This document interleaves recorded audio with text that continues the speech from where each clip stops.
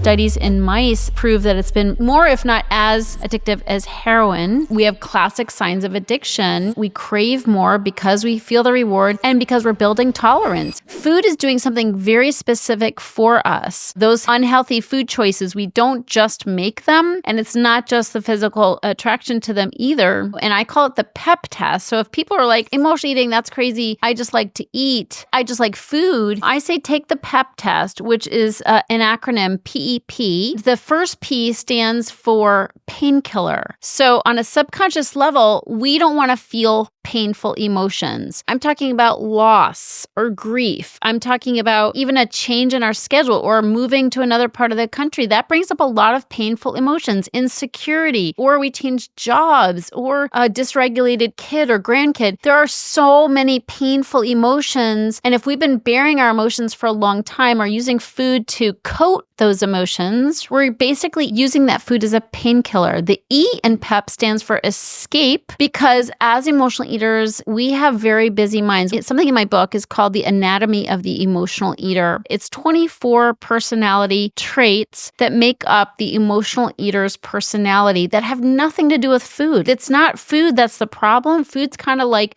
the caboose on the train. As emotional eaters, one of those traits is having a racing mind. We overthink everything, way more than your average person. What does she mean by that? Why did he look at me that way? Why did I get the invitation? Should I have said that? No, I should have said this. It's exhausting. I got my favorite binge food, sat in front of my favorite bingeable TV show, and all of a sudden, I'm not noticing all the scary, daunting thoughts going through my head. And so we use food to slow our minds down. We use food to escape the scary thoughts. I call it awfulizing, because we're not thinking happy thoughts. We're not like overthinking happy thoughts and best case scenarios. We're thinking worst case scenarios. So the food just sort of puts a kibosh on that for a little while, at least. Of course, it comes back. And that's E in PEP, which is escape. And the last letter, P, stands for punishment. And we use food as a punishment, which may seem a little strange and counterintuitive because we think of food as a reward. I've worked so hard this week. Let me go have my favorite dinner. I've been at the gym all week. Let me stop and get my Haagen-Dazs or my Ben & Jerry's. But if you play the tape and you hear what happens after that whole pint is gone, which I never put the lid back on a pint of ice cream.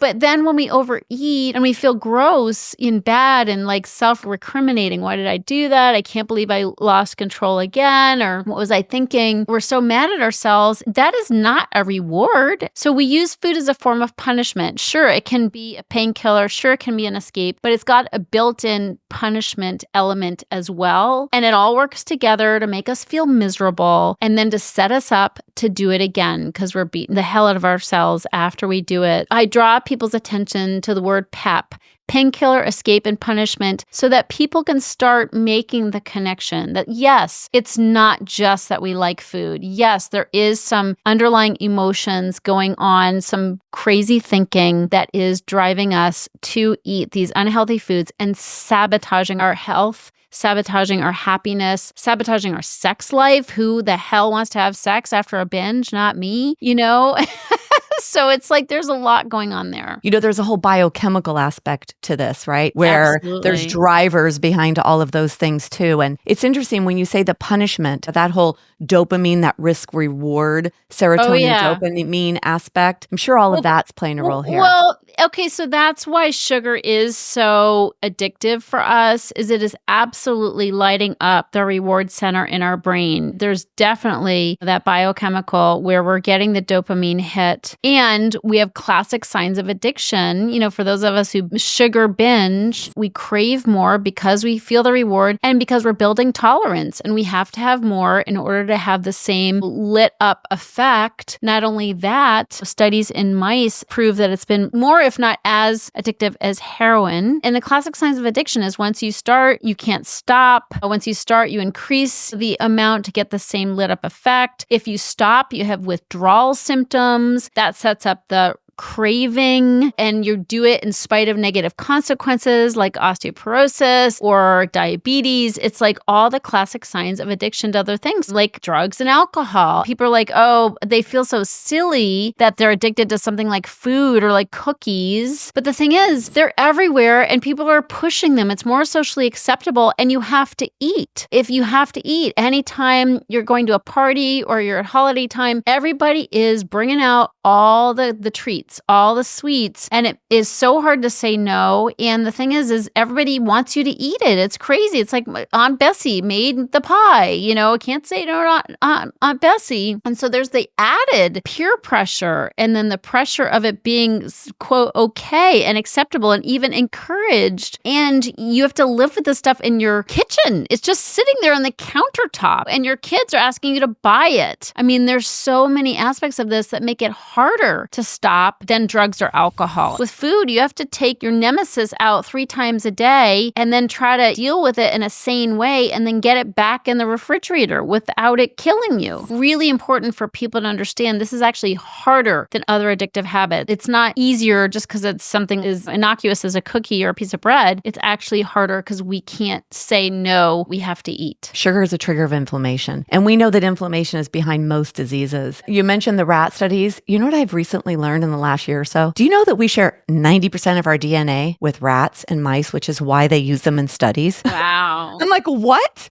What is gray and furry and where's my long tail? But so we there is credibility to some of these studies. So my population is 50 plus. Mine too. We all went through the fat-free generation. Maybe there was even a part of that laid down some of this foundational aspects of sugar and sugar cravings, because that's what was used typically in place of fat. You want to make something taste good? It's either fat, sugar, or salt. I'm amazed at how many women 50 plus are addicted to sugar or eat too much sugar. I think they say that more than 50% of the population is pre-diabetic. It's actually mind-blowing to me because I feel like there's so much information out there on how bad sugar is and we should know better, but we don't. And that's because of all the things you're talking about, this addictive quality to sugar. What's really hard is that people are always trying to eat it safely or eat a little bit. If you are sugar addicted, which I certainly was, I had a high sensitivity to alcohol, and alcohol is basically the most refined form of sugar there is. Because of that, it was hard for me to eat a little bit, just like it's hard for me to drink a little bit. I think it's important for people to know that